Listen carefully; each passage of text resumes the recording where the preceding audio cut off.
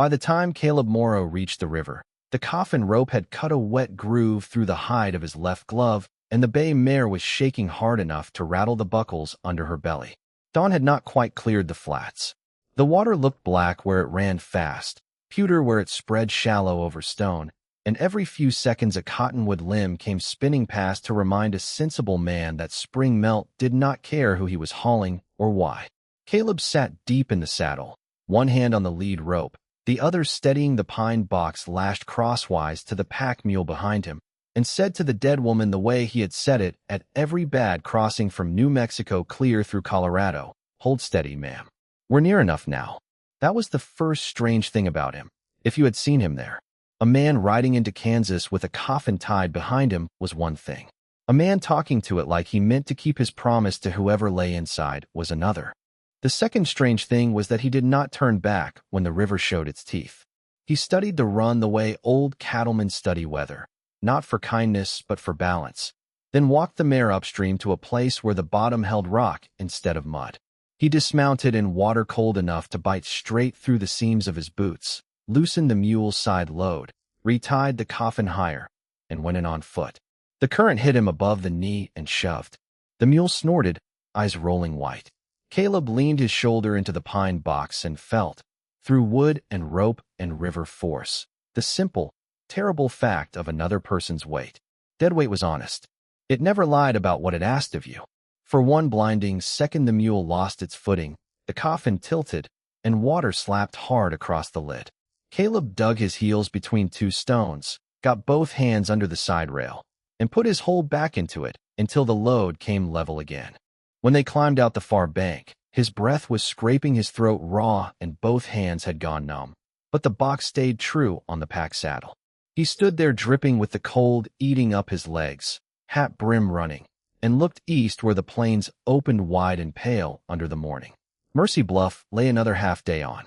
So did the answer to a question nobody had yet asked him plain, though plenty had been thinking it ever since Trinidad. Who was in the coffin? And what kind of lonely fool rides 3 states to put earth over someone who is nothing to him? Before we go further, and while Caleb wrings river water from his glove and gets that bay mare moving again, tell me where you're listening from tonight. Kitchen light in Nebraska, porch swing in Queensland, late chair by the window in Yorkshire, little lamp on in Manitoba. I always like to know how far these stories travel before they settle in beside someone. By noon the land had flattened into that vast Kansas spread that makes a man feel both watched and forgiven. Meadowlarks flickered up from the grass. Wind worried at the brim of his hat. The sun drew the wet smell off his clothes and left behind the stink of leather, horse sweat, and pine sap from the coffin boards. Caleb did not ride fast. Fast breaks a horse and loosens a load. He rode the way a careful man carries a sloshing bucket, never wasting motion, always correcting a little before the world forced him to correct a lot. Mercy Bluff announced itself first by its church steeple, then by the grain elevator, then by the scattering of roofs gathered above the Arkansas like a hand protecting a candle flame.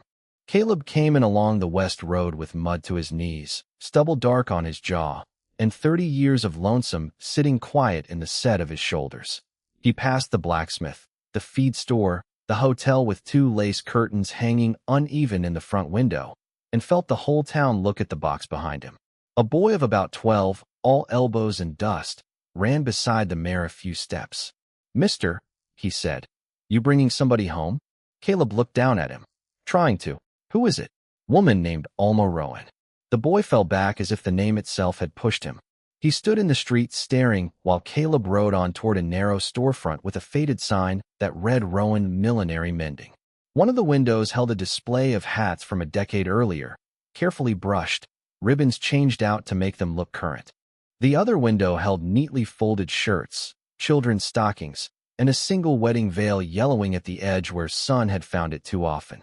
Caleb tied off at the hitch rail and stepped up onto the boardwalk. Through the glass, he saw a woman in a plain dark dress bending over a sleeve under lamplight, though it was daytime yet. She had her hair pinned back without softness, streaks of silver running through brown, and the sort of stillness that does not come from peace, but from long practice at not asking life for more than it is willing to give. When the door opened, a bell rang above him, and she looked up. "Yes," He thought before she had said a word. Alma had her eyes. "Ma'am," he said, taking off his hat. "I'm looking for Miss Evelyn Rowan." "I'm Mrs. Rowan." Her voice was even, but not warm. "What can I do for you?" He held her gaze a moment longer than manners required, because there is no gentle way to hand a person the edge of their own life. Then he said, "Your mother asked to be buried here." The color left her face so cleanly it was like watching a lamp turned down. For a breath, she did not move. Then she set the sleeve aside with great care, as if the cloth might tear if she let herself be less careful than that. "My mother," she said, "has been absent 28 years. "Yes, ma'am. And you've come to tell me what?" Caleb glanced toward the street. "I'd rather say it out there than in your shop." She followed him because some news, however badly you want to refuse it, puts its own hand at your back. When she stepped onto the boardwalk and saw the pine box on the mule, the sound that left her was not a cry. It was smaller than that, smaller and worse. She looked first at the coffin, then at Caleb, then again at the coffin, like her mind had been handed too much at once and was trying to lift one corner of it at a time. "You're mistaken," she said. "No, ma'am." She left. "Yes." She did not send. Caleb said nothing. She did not come back. No. The silence between them stood there bare and cruel. Town doors had started to open. Across the street, a woman with flour on her apron paused outside the bakery. At the feed store, a broad man in a good vest and polished boots stepped out into the shade and watched with that easy ownership some men mistake for character. Evelyn took one step down from the boardwalk as if to go nearer the mule, then stopped herself. "How do I know that's her?" Caleb reached into his coat and brought out a silver thimble threaded on a strip of blue ribbon. This was tied around her wrist. Evelyn's mouth opened, but no words came. She took the thimble in both hands. Her thumb moved once across the engraved yar inside the band. The whole world seemed to narrow to that one small piece of silver, and the woman holding it like it might burn. The broad man from the feed store crossed the street at an unhurried pace that made clear he had rarely been told no and liked it that way. "Afternoon," he said. "Horace Bell. Saw you ride in. Seems you've caused something of a stir." Caleb turned slightly, enough to place his body between Bell and Evelyn without making a show of it. "Wasn't my aim." Bell's smile did not reach his eyes. "Alma Rowan left this town under unpleasant circumstances. If that's her in the box, I'd advise you to save yourself trouble and keep riding east until you reach open ground. Potter's Field can be had for strangers. Family plots are for family." Evelyn finally lifted her head. Shock had made her pale, but anger was putting shape back into her. "If you've come to be decent, Horace, you'll disappoint yourself." "I'm being practical," he said smoothly. "We all remember your mother differently, perhaps, but facts remain facts." Caleb looked at him the way he had looked at rivers and half-broke horses and men with quick tempers on the trail. Measuring, not frightened. "Facts are why I came." Bell's smile thinned. "Then you'll know burial inside town requires approval. Church as well. Health papers, county note, cemetery board consent. I've got transit papers from Raton, Trinidad, and Garden City. That won't settle the board." Caleb put his hat back on. "Good thing I didn't come 3 states to ask a board what I ought to do." Bell held his gaze a second too long, then tipped 2 fingers at his brim and walked back across the street. It was a quiet retreat, but not a surrendered one. Men like Horace Bell did not argue in the first round when they were used to winning in the 5th. Evelyn still stood in the shade beside the mule, the thimble pressing a red mark into her palm. Caleb watched the fight go through her, the old hurt, the fresh insult, the child in her that still wanted an explanation, the woman in her that would rather die than need one. At last she said, "Where is she now?" He rested a hand on the coffin lid. "Right here." "Where were you taking her if I said no?" "To the churchyard, anyway." That got her full attention. "You don't know this town." "No. You don't know what men like Horace Bell can do." "I know what women like your mother can ask." The wind moved down the street, lifting dust in small swirls against the hitch rails. Evelyn closed her fingers around the thimble and stared at the pine lid, as if looking hard enough might let her see through it to the years she had lost. When she finally spoke, her voice was low and level again, but it had cost her something to get there. "You can stable your animals behind the parsonage. Reverend Pike owes me 3 months for mending.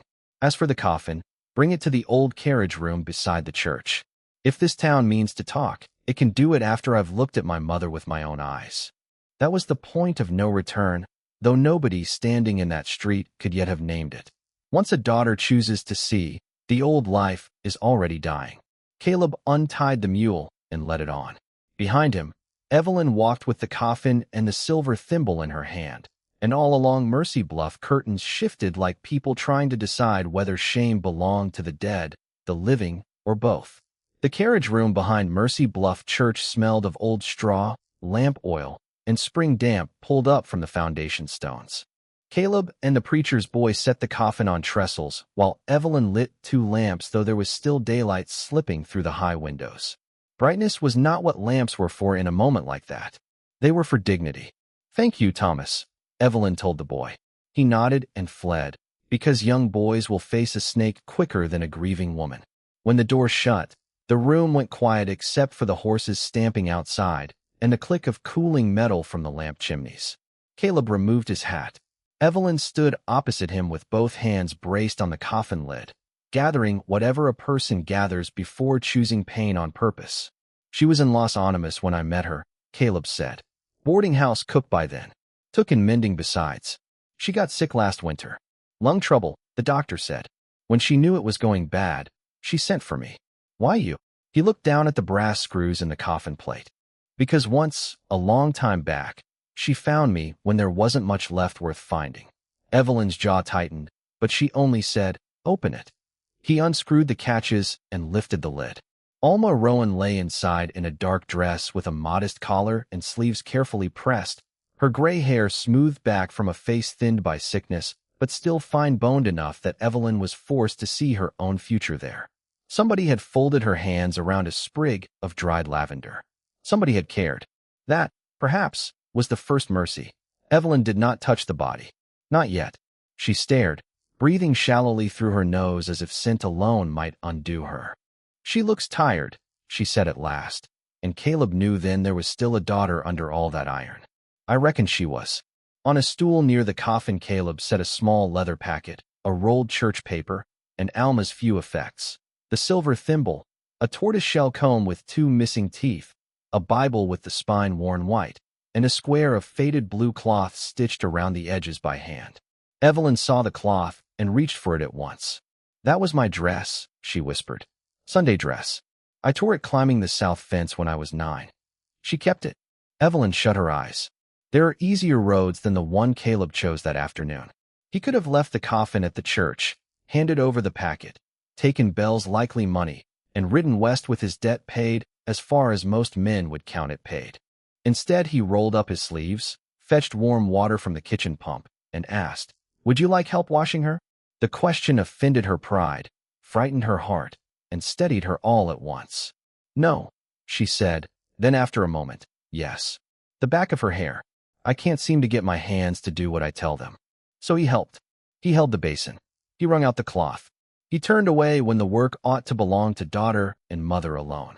Evelyn washed Alma's face with the care of a woman mending lace no one else believes worth saving.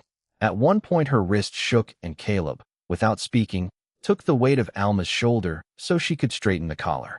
The touch was brief, competent, and humble. That is often the only kind a broken person can bear. By dusk, 3 women from town had come to the door and gone again after offering casseroles Evelyn did not want, and curiosity she wanted even less. Old Mrs.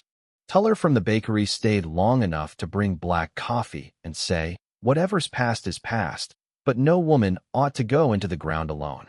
Then she left before gratitude could embarrass anyone. Horace Bell came after sunset. He did not step into the carriage room. Men who keep themselves clean of consequence rarely do. He stood in the doorway with the last gold light at his back and said, "I've spoken to the sheriff." Caleb, seated on an overturned crate, was polishing mud from Alma's plain black shoes with a rag. "Then you've had a full evening. County requires a local death record before burial. Conveniently, the doctor who signed her in Colorado isn't local. Her transit papers are in order." Bell smiled faintly. Mercy Bluff has always had its own ways. Evelyn rose from where she had been sewing a torn cuff on Alma's dress.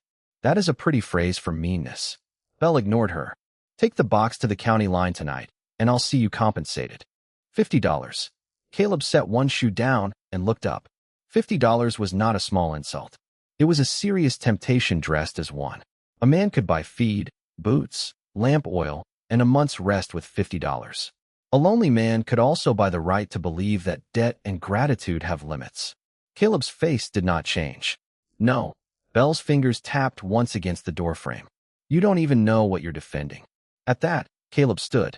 He was not the largest man in the room, nor the loudest, but he had that rare steadiness men spend half their lives mistaking for passivity until it is too late.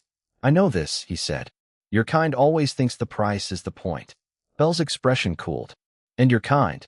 Caleb wiped his hands on the rag and folded it carefully. Mine knows some things don't get lighter. You just learn where to set your shoulder. Horace Bell's eyes flicked, just once, toward Alma's body. Then he looked back at Caleb and found no purchase there. Sheriff will come at dawn, he said. When he does, sentiment won't matter. After he left, the room seemed larger and emptier, as if his smooth confidence had taken heat with it. Evelyn sat back down slowly. $50, she said. For my mother. For your silence, Caleb answered. She threaded her needle again, but did not sew. Did she love you? He thought about the question longer than she expected. Not in the way you mean. In what way, then? In the way a person sits with the dead so the living don't have to learn that cold alone. That settled between them with the weight of truth rather than the flourish of confession. Outside, the church bell marked 8. Somewhere down the alley a screen door slapped twice. The town was listening. Mercy Bluff had the peculiar talent small places often do for hearing sorrow through walls and turning it into opinion before breakfast. The sheriff arrived the next morning on a sorrel gelding with dust on his cuffs and apology already in his eyes. Deputy beside him, paper in hand. Caleb had expected muscle. What came instead was procedure, which is harder to fight because it wears innocence. Mr. Morrow, Sheriff Laugant said, removing his hat. I'm told there's a dispute over burial. There's a woman waiting for the ground, Caleb replied. Gant glanced past him to the coffin. Town board says Mrs. Rowan has no approved claim on churchyard space. Also says the old family plot on the south side reverted on unpaid fees. It did no such thing, Evelyn said from the doorway. She had dark circles under her eyes and a pin still caught in the front of her dress, but there was fire in her now. That plot belonged to my father. Gant shifted. I'm only carrying notice, ma'am. Who signed it? He hesitated exactly long enough to be an answer. Horace Bell. Caleb took the paper, read it once, and handed it back. Where's the county clerk? Garden Plain till tomorrow. Then we bury tomorrow. Gant looked almost grateful to have someone make the shape of the day for him. If no church service is held before a local certificate is entered, I can look the other way till noon. Bell had expected refusal or panic. Caleb gave him patience instead, and patience is a kind of defiance men of appetite never know how to answer. By late morning the town had divided itself the way towns always do when old shame crawls back into daylight. Some said Alma Rowan had forfeited her place the day she vanished. Some said death ought to wipe a slate whether the living liked it or not. A few remembered enough of the old scandal to admit, in quieter voices, that they had never heard the same version twice. Mrs. Tuller sent bread. Reverend Pike sent word the church would open if papers came. Bell sent nothing at all, which was its own message. Caleb spent the hours mending what could be mended.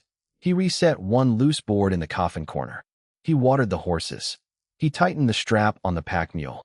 He watched Evelyn through the open carriage room door as she sorted Alma's packet on a table under the window, every few minutes stopping over some object and staring as if memory were a language she had once known and now had to relearn by shape alone. Near noon she lifted the Bible, and something slipped from between the pages. A letter, not sealed, worn soft at the folds. She looked at the front and went still. What is it? Caleb asked.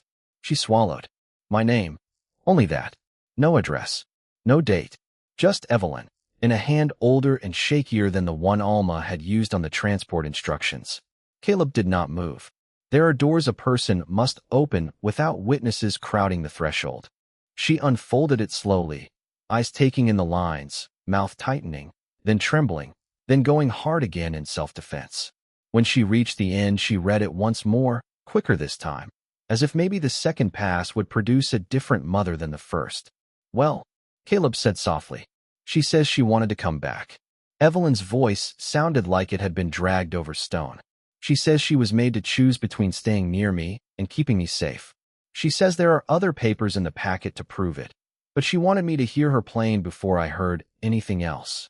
Do you believe her?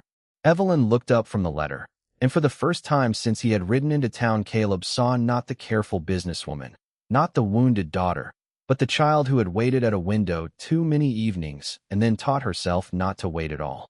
I don't know what I'm allowed to believe.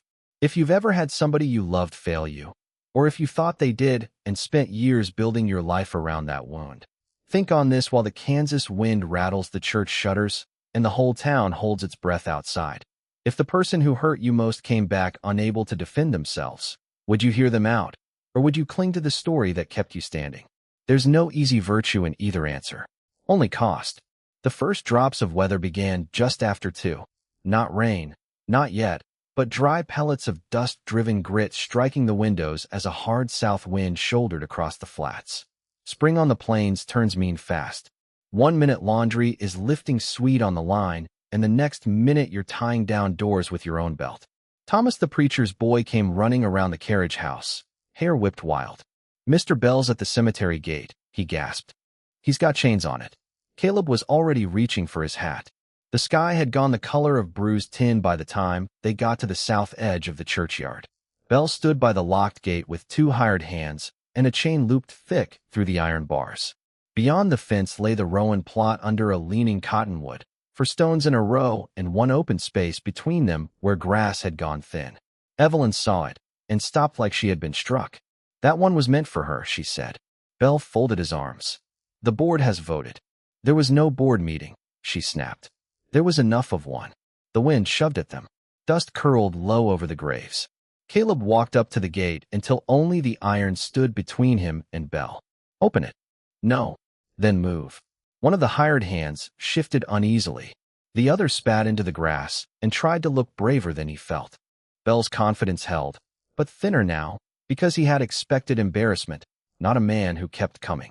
"You've made yourself a nuisance for a dead woman who was never kin to you," Bell said. "Why?" Caleb's jaw set. "Funeral's tomorrow." "I'm asking now, and I'm answering then." Bell's nostrils flared. He turned to Gant, who had come up behind them.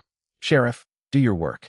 But before Gant could speak, old Reverend Pike appeared out of the dust with his black coat flapping like a crow's wing and a ring of keys in his hand. "You are not the church," the old man said to Bell, breathing hard. "Nor are you God, however efficiently you've confused the two." Bell stared. "You defy the board over her?" "I'd defy pride over a grave," Pike said, and unlocked the chain. Things moved fast after that. Bell stepped forward. Caleb stepped between. The hired hands grabbed for the chain. The wind hit full force, snatching hats, slamming grit into eyes. One loose end of iron whipped wild and struck Caleb across the palm, opening it from thumb to wrist in a bright hot line. He did not swear. He only closed his hand once, hard, as if telling the pain where to stand. Deputy Ames caught the gate before it swung back and crushed Thomas's leg. Evelyn seized the chain herself and dragged it clear with both hands, skirts snapping around her ankles. For a heartbeat, the whole town seemed stripped of years and roles and gossip, reduced to a few human bodies in bad weather fighting over whether a dead woman belonged somewhere. Then Bell lunged, not at Caleb, but at the leather packet on the carriage seat where Thomas had set it while helping with the gate. Evelyn saw him first. "Don't you touch that." She reached it when he did. The packet split at the tie. Papers burst into the wind like startled birds. Caleb swore then, not loud but with feeling, and all at once they were chasing letters across headstones and kneeling in dust to pin down deeds, receipts, folded notes, one brittle photograph, a yellowed certificate with half the county seal still clinging to it. It would have been almost comical if the stakes were not the shape of a whole life. Evelyn caught one page against the base of her father's stone and froze over it. "Caleb." He came, blood dripping from his hand. She held the paper out. It was a bill of sale for her mother's shop, signed 28 years earlier under witness. Purchase price, $1. Transfer to Horace Bell in temporary trust for the benefit of minor child Evelyn Rowan until age 21. Beneath that, in the margin, a second note in Bell's hand. "Leave tonight and the girl keeps a roof. Stay and I take both." Bell saw Caleb reading it and his face changed, just once, from smooth control to the naked, sour panic of a man surprised by his own handwriting. That proves nothing, he said too quickly. Temporary measure. Charity. Charity don't generally need threats in the margin, Reverend Pike answered. And there it was, the one earned revelation the day had been bending toward. Not rescue, not miracle, just the world finally dropping a hidden weight where everybody could hear it land. Bell straightened. Men like him do not surrender while anyone is watching. Even if it were true, he said, it was another time. Evelyn rose with the paper in her hand. Dust had streaked her face. Hair had come loose around her temples. She looked older and younger at once. So was my childhood. Nobody spoke after that. The wind did enough speaking for everybody. The funeral could not be put off now because now it had become the thing the whole town needed, whether for repentance or curiosity or simple hunger to watch truth crawl out into daylight. Word spread before supper. By lamplight the church pews would fill.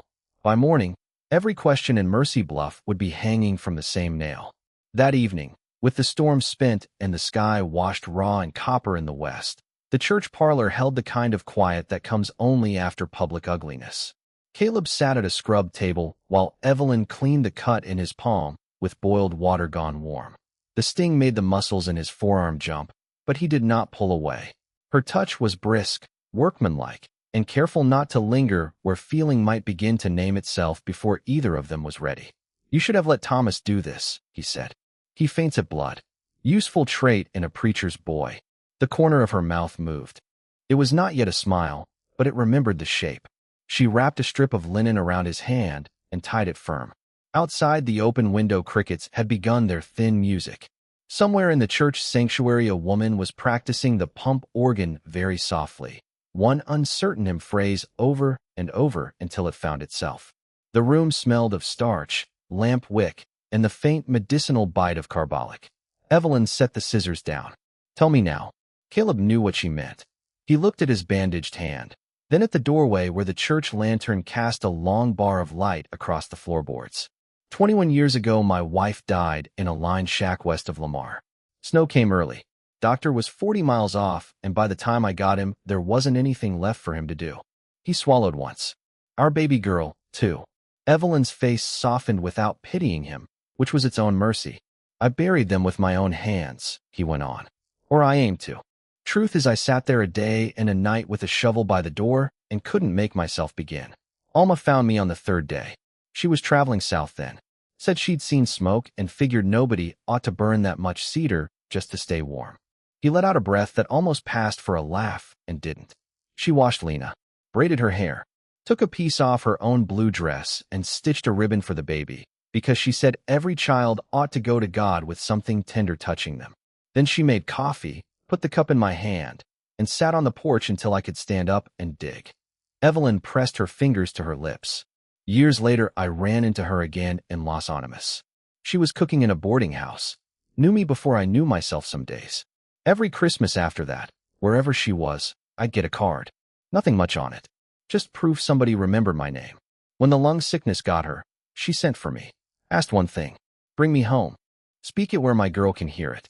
Don't let Bell do to my bones what he did to my life. The organ next door found the hymn at last and held it, low and steady. Evelyn sat very still. All these years, she said, I told myself I was angry because she chose leaving over me. But that wasn't the part that hurt worst. What was? She chose silence. Her voice frayed at the edges. I could have survived poor. I could have survived scandal. I did survive both. But a child can't make sense of silence. It turns everything inward. You start thinking the missing thing must have been you. Caleb leaned back in the chair and looked at her for a long moment that held more recognition than comfort. Grief will sit at your table all winter, he said quietly, but it don't get to say who walks through the door. Something in her gave way then, not dramatically, not loud. Her shoulders lowered. Her chin trembled once. Tears rose and stayed in her eyes instead of spilling, because some people are so used to containing their hurt that even sorrow minds the walls. Caleb did not stand up and gather her. He did not cross the room with solutions. He only remained where he was, open, present, not asking anything of her pain except honesty. After a moment she said, She sent this for you. From her pocket, she drew a small folded paper.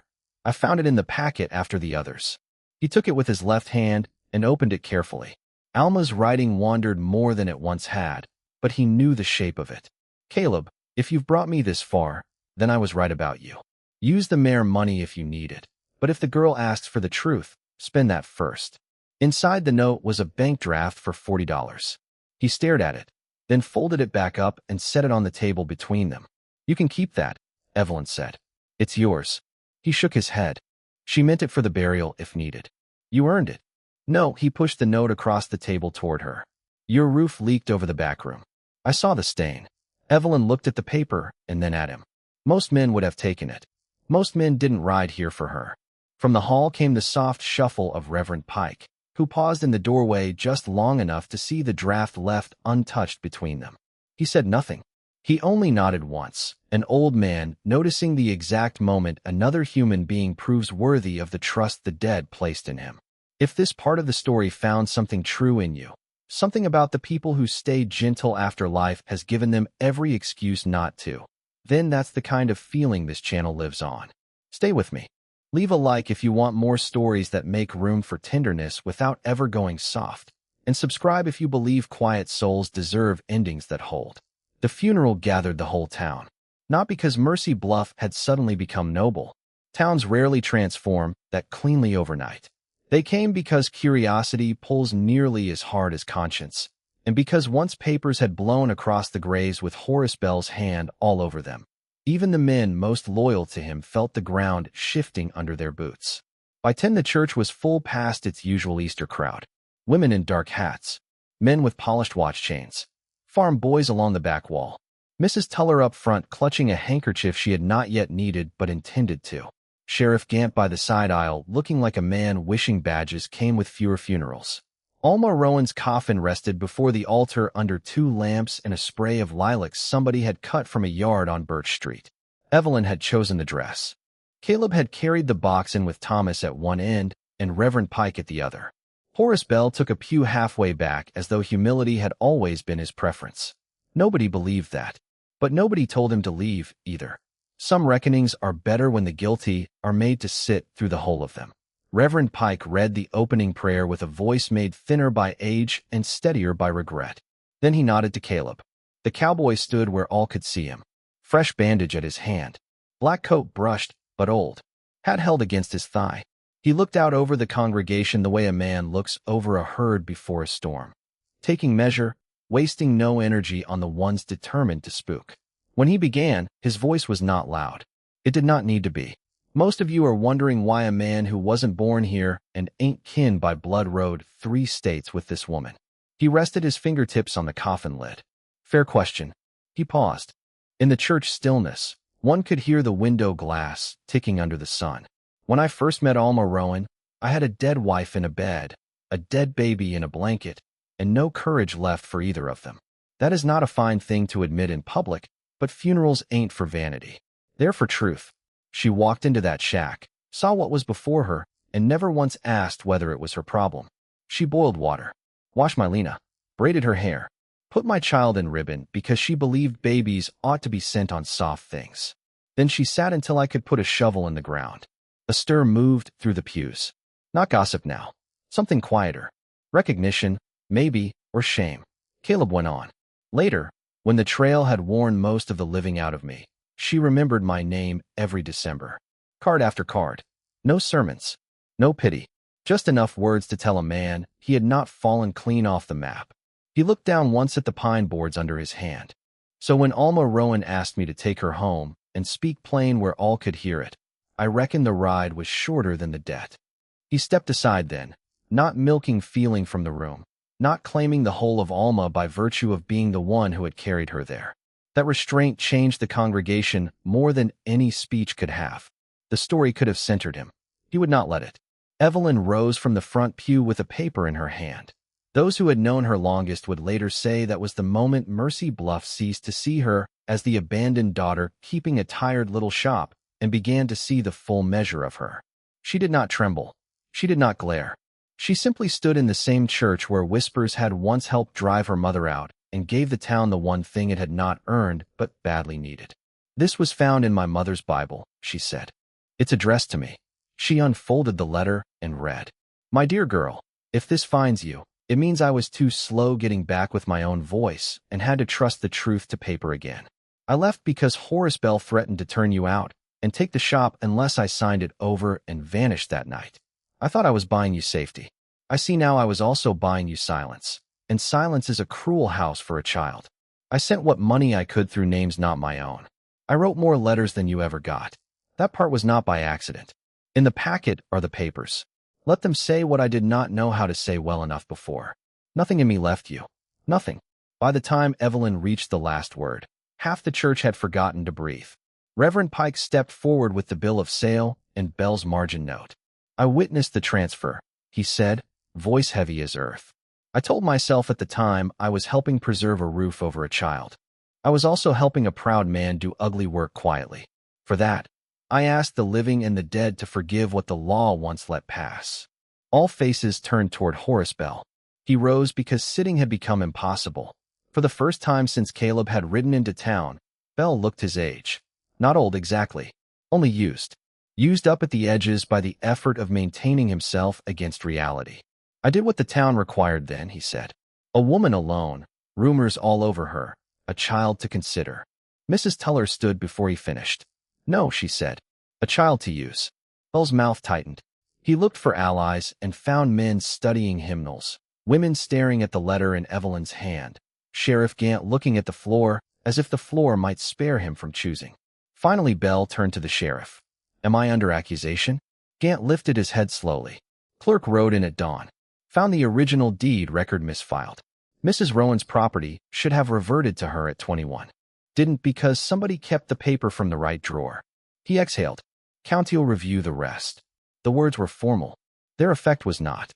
Bell did not collapse. He did not confess in tears. He did something smaller and, in some ways, worse for a man like him. He understood all at once that his power had stopped mattering, not in law alone, in the room, in the story this town would tell about itself from then on. Whatever standing he kept after this would be carried by habit, not respect. He sat down. No one made room around him. After that, the service turned gentle. Alma's life was named whole instead of scandal by scavenged peace. Mrs. Tuller spoke of hats altered without charge for widows who could not pay. Thomas remembered marzipan from a Christmas 10 years before. Caleb said nothing more until the coffin was carried out to the south plot under the cottonwood, where wind moved through the leaves with a sound like distant skirts. Then, when the ropes were ready and the grave stood open and dark, he laid the silver thimble atop the lid. Evelyn touched his sleeve. "She kept my blue ribbon," she said. "And mine," he answered, drawing from his pocket a narrow strip of faded cloth Alma had once sewn for the baby. Together they let the coffin down. Dirt striking wood is a sound that finds the oldest parts of a person. No matter how many burials a life gives you, the first shovelful always teaches the same lesson. This is real now. This cannot be untold. Yet that day there was tenderness even in the finality. Men who had worked Bell's accounts took turns with the spade. Women who had once crossed streets rather than greet Evelyn stood by her shoulder. Reverend Pike, old knees shaking, read the final committal. And when it was done, nobody hurried away. Mercy Bluff changed slowly after that, which is the only way real places change. The county restored the shop title within the month. Sheriff Gant opened inquiry into Bell's old filings, and whether anything worse came of it than public disgrace depended on papers beyond this story, though his chair on the board was gone before the first summer storm. He kept the feed store, but people began buying elsewhere when they could. Pride survives many wounds. Relevance survives fewer. As for Caleb, he meant at first to leave after the grave settled and the horses were rested. He even saddled up 3 mornings in a row. But the fence behind Evelyn's yard needed bracing. The roof over the back room wanted new flashing. Thomas had a lame gelding no one else could calm.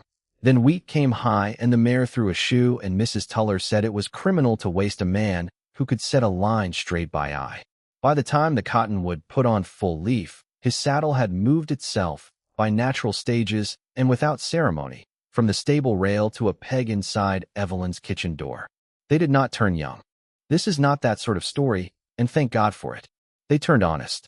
She learned he liked coffee strong enough to float a nail and silence in the first hour after dawn. He learned she hummed under her breath while working buttonholes and talked to cracked teacups as if shame might keep them from breaking further. The town learned, more slowly than either of them, that companionship in later life need not blaze to be true. Sometimes it arrives like lamplight under a door you had stopped expecting anyone to open. By autumn, there was a new sign in the window: Rowan Morrow Mending, Tack, and Fine Alterations. Thomas painted it crooked.